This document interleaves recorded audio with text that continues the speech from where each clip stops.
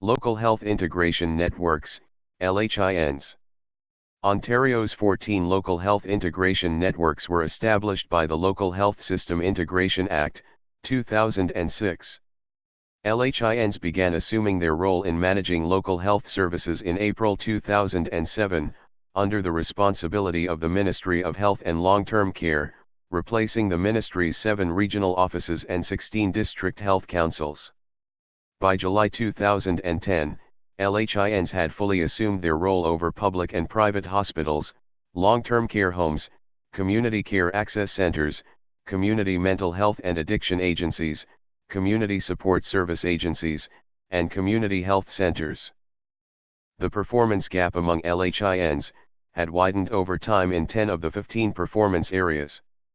For instance, patients in the worst performing LHIN waited 194 days to receive semi-urgent cataract surgery in 2012, which was 5 times that of the best performing LHINs.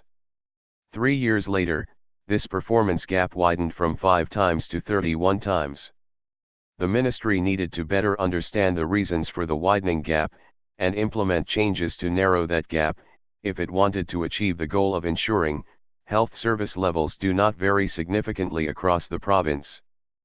Tracking of patient complaints lacked rigor, and there was no common complaint management process across LHINs, and LHINs did not always ensure that patient complaints are appropriately resolved. Across the province, 3 LHINs did not track complaints at all in 2014, or only partially tracked them. A not-for-efficiency monopoly is less likely to improve service than a firm operating in a competitive environment. The system forces people to go through several rounds of bureaucratic vetting before receiving the actual service.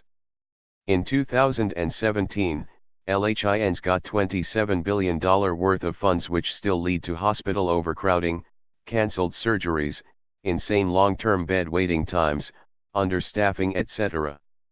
More money is causing more problems.